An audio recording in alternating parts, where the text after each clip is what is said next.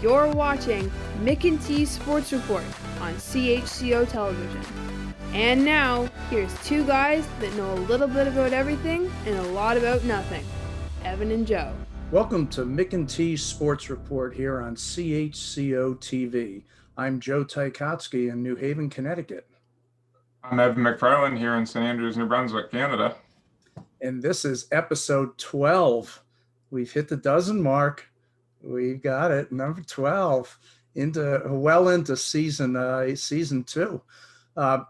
We've had some action-packed anniversary episodes, as everyone remembers, but we sort of missed out on some of the regular features that we do. So we wanted to get back to some familiarity. So we're going to start out with, and of course, playing technical advisor here at the same time. We're going to find out the background, and we are going to go with, starting out with viewer mail. Drum roll. And actually for this, we're going to go one further.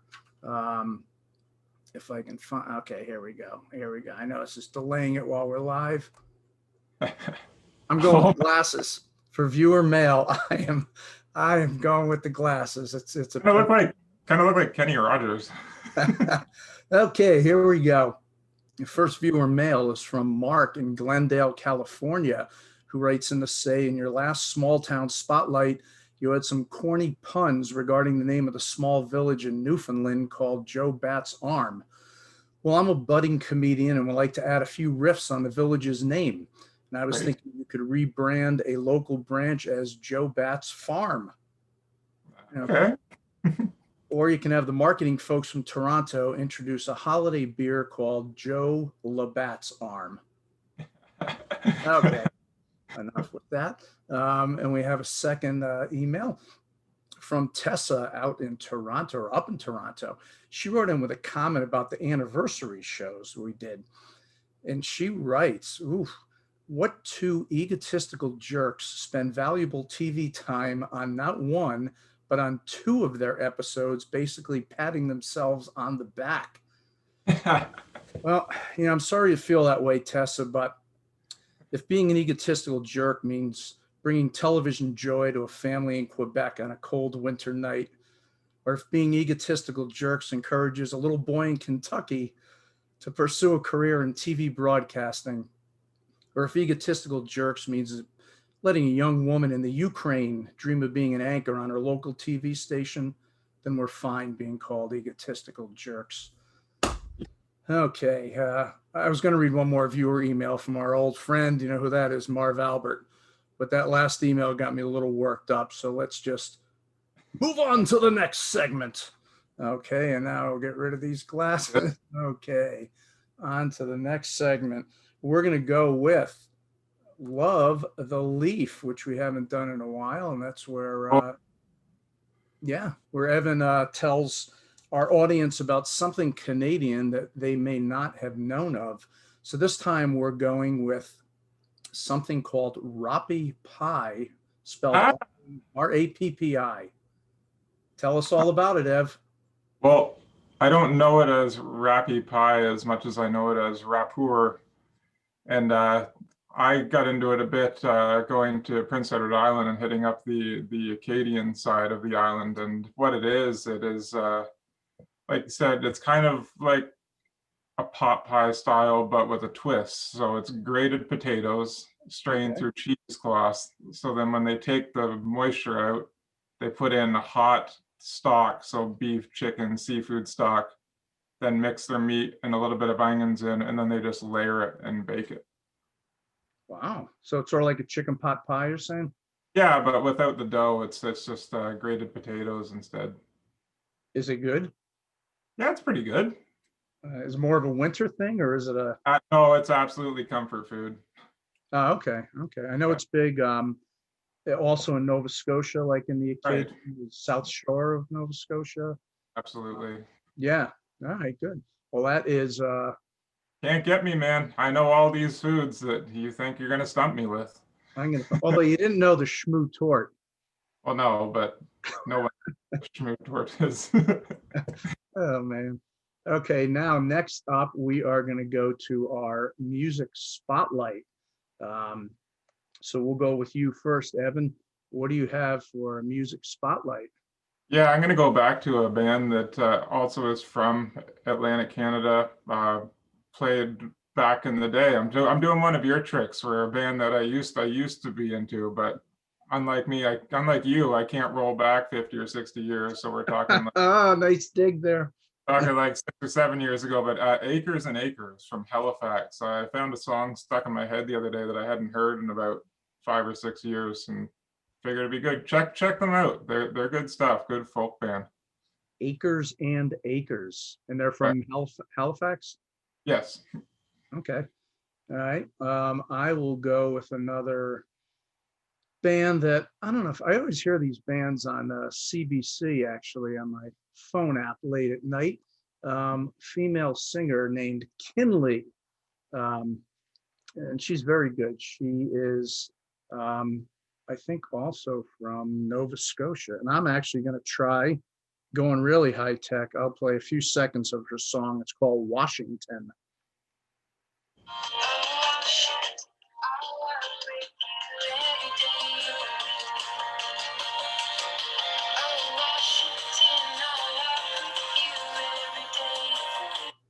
All right, Kinley. There's our music spotlight. Okay, that's it for the opening stuff. But after the break is an interview we're going to have with basketball referee Jeff Smith, who actually just finished reffing the 2020 WNBA season down in Florida. So that'll be after the break. And you are watching Mick and T's Sports Report on CHCO-TV.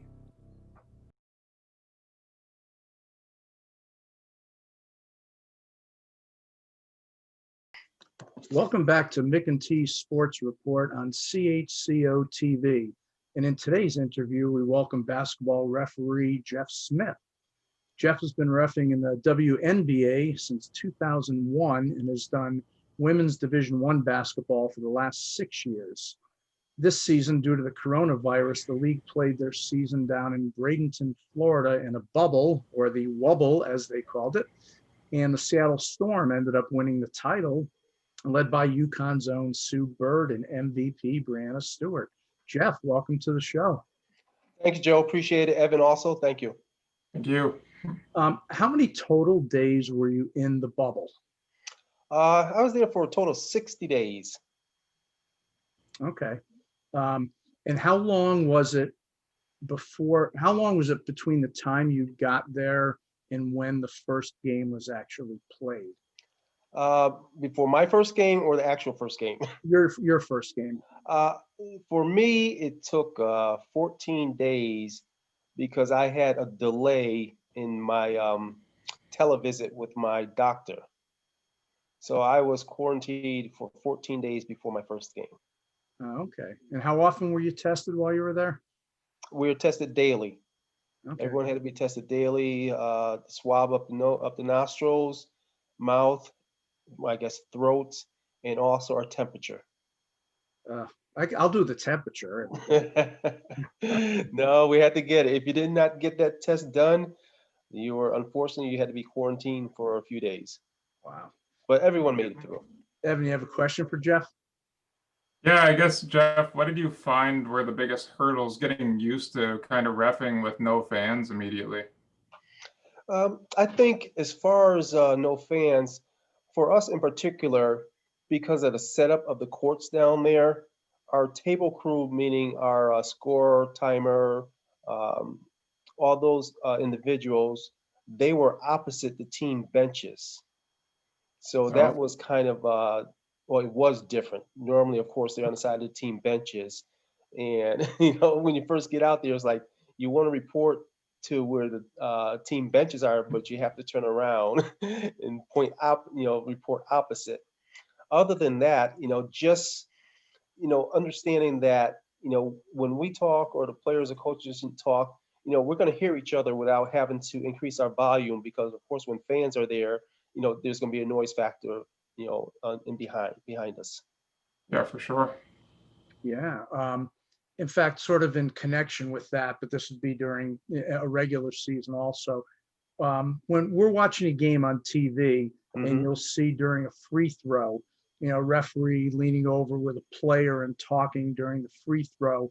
What do you talk? Local restaurants? What are you guys talking about? I wish it were that easy. Lots of the times, whether it be the captain or the player that possibly committed the foul, they'll ask what did they do wrong. And we try to be as brief and specific as possible, and respond to their question. And normally they understand, and they might have a follow-up question, but we try to explain it succinctly, and pretty much they understand, and we move on. Okay. Evan, you have another question? Evan is freezing up a little bit I up see. there. I know the temperature is a little colder up in Canada, but his screen is freezing up there. I know one thing we both were curious about it as coaches is, do you consider the block charge still the toughest call in basketball? There are several, but block charge definitely is up there. As you well know, there's a lot of replays toward the end of the game.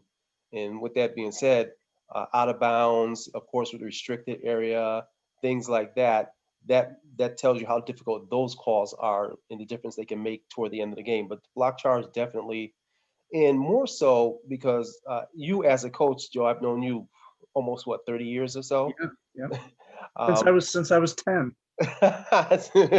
Good answer. With help defenders, coming in, that creates that tough call, whether they were in legal guarding position, prior to the contact. Okay. Now, have you seen a rise in the level of play in the WNBA since you started in 2001? Oh, absolutely. There's been different waves in as far as the talent level. Seems like in the beginning it was like, every 5 years or so, but now it's like every year there's a difference because the players that are coming in now, they were playing and watching some of the players they're playing with now or against. They're watching them as little girls, but now they're in the league and they've been honing their skills to play at this level. So Yeah. they have their talent level, even their basketball IQ is up there. Good. All right, Jeff. Well, thanks so much for coming on the show. I'm sorry we lost Evan in the middle I there. am too. He's somewhere roaming the streets of St. Andrews right now. But thanks for coming on and giving us an inside look into the world of a referee. I know Evan and I have both given our share of our opinions to refs, but we really both appreciate and have such respect for what you guys do. And we're glad you were able to give us a few minutes. Well, I appreciate it, Joe. And like I said, over the years, you and I have had conversations during games, after games, even just watching games. And, of course, I get that insight and get that understanding from a coach's perspective, which helps me on the floor. Excellent. Thanks a lot. Okay, thanks, Joe. We'll be back after this break for Small Town Spotlight with a guest from the city of Yellowknife in the Northwest Territories. You're watching Mick and T Sports Report on CHCO-TV.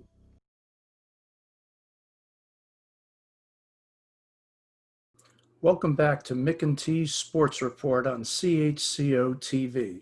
It's time for another edition of Small Town Spotlight.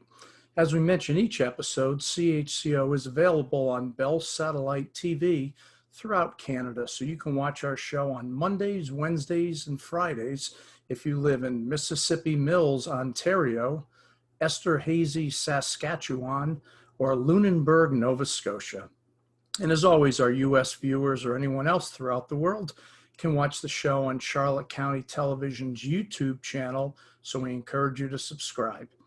For the first three editions of Small Town Spotlight, we visited the provinces of Alberta, Manitoba, and Newfoundland, and now we go very far north to the Northwest Territories, one of three Canadian territories along with Nunavut and Yukon. With a population of 19,500, Yellowknife is not only the largest city in the Northwest Territories, it's the only city. It's located 250 miles south of the Arctic Circle, 17 hours north of Edmonton, and 40 hours east of Anchorage, Alaska.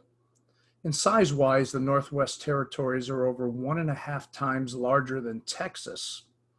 15 times the size of New Brunswick, and 80 times the size of Connecticut.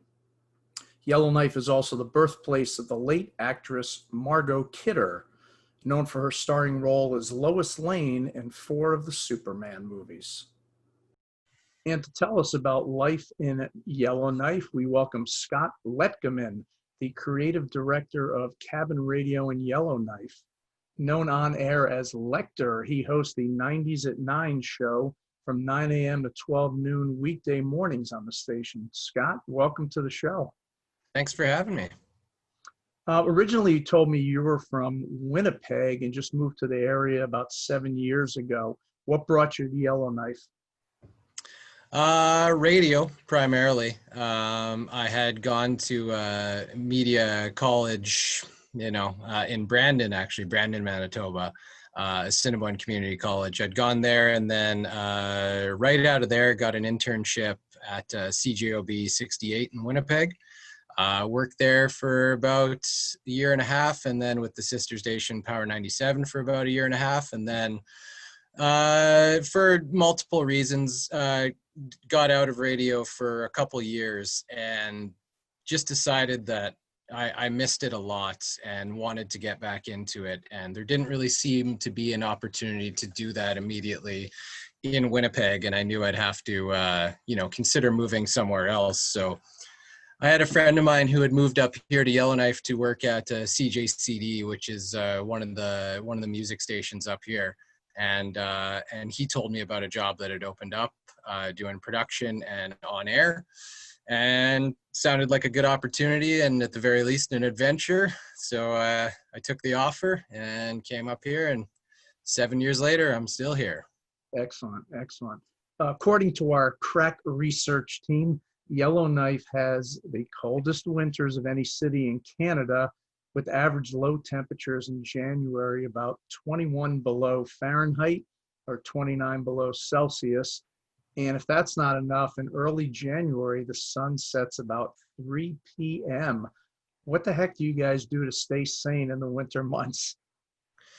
Well, our friends to the east in Iqaluit might take slight exception with that, but I'm sure it's close enough to be in the coldest. But yeah, I mean, but even despite that, like you say, the sun in the dead of winter going down at 3 p.m. or somewhere in there, that's the toughest part, is the amount of darkness. And if you go even further north in the NWT to Inuvik, for example, you get even less sunlight. So you really kind of need to make the best of the short time that you do have. And the simple answer, it might sound crazy given the temperatures you just mentioned, but the simple answer to stay sane is just getting outside as much as possible and just finding reasons and activities that bring you outside and bring you into that sun when it's there and get that natural vitamin D. I've found I've really taken to cross-country skiing. That's been my outdoor activity that's kept me actually wanting to go outside in those temperatures. Sure. Now, to be fair, I also read that Yellowknife has the sunniest summers of any city in Canada. And in early July, the sun doesn't set till about 11:30 p.m. So that must make for some good summer times. It's incredible. And honestly, when you have a good summer and a nice, at least solid 2 months of sun and warm weather, it kind of makes the cold weather for the other 8 months of the year almost worth it. I don't know if it totally redeems it, but one of the really fun things is at our golf club up here, every solstice, so June 21st, they do what's called the midnight tournament. So basically, because the sun doesn't set, it just kind of goes down to the horizon and then comes back up. We tee off on a golf tournament at midnight, and so you finish at about 4:30 in the morning, something like that. And it's a lot of fun. It's a completely unique experience, as you might imagine. Yeah. As I ask all our other guests in the small town spotlight, if I'm in Yellowknife, what's the best restaurant I should hit up? Two that are definites that you can't miss. They're both in Old Town in Yellowknife. One is an absolute classic called Bullock's Bistro, where you will find the best fish that you probably hadn't ever in your life, straight out of Great Slave Lake. That one's and yeah, I got in the background there. It's Looks like a a very unique cozy place. Yeah. And the other one is a place that I think a lot of Yellowknifers take a lot of pride in, even if they don't have, you know, any stake in the ownership. It's called the Woodyard Eatery, which is the restaurant of the NWT Brewing Company, which is the only brew pub, the only independent microbrewery that we have here in the Northwest Territories. I think they've been around for about 4 or 5 years now. And it's where you're going to get the best pint of beer you're going to have in Yellowknife, and some of the best food too. Excellent. And if any of our viewers ever travel to Yellowknife, Scott had suggested to me off air going on an Aurora tour to see the Northern Lights, or hitting up their great Folk on the Rock Summer Music Festival. Absolutely. He is Scott Letkeman, creative director of Cabin Radio, which you can listen to online at cabinradio.ca. I've already got the app and I've been listening to it. It's an excellent station, and you can listen from anywhere in the world. Scott, thanks so much for being on the show to tell us about Yellowknife. And as I tell all of our guests, if you're ever in the New Haven, Connecticut area, stop in and I'll treat you to some of our world famous thin crust pizza at either Sally's or Pepe's. And you can look that up. It's actually known as tops in the country. I'd love to get up to Yellowknife area, probably summer as opposed to winter, but yeah, it really sounds like a neat place to live. It's pretty unique. Yeah. I never thought that I would be, 6 years later after moving here talking about the fact that I'm still here, but it is kind of the typical Yellowknife story. You come up expecting to be here for 1 year, and then you never leave because you love it that much. Excellent. Well, thanks a lot for being on our small town spotlight, and have a good day. Awesome. Thanks for having me. Those were two action-packed interviews this episode, Ev. Yeah, I was there for most of them. That high quality New Brunswick internet. That's not bad. How many episodes of Zoom are we into? And that's our first speed bump. You're right. You are correct. All right, let's finish up with some shout outs. What do you have? For sure. I'm going to give a shout out to my goddaughters, Abby, Zoe, and Natalie. I was over there for supper the other night. Big fans of the show. So, hey, girls. Excellent.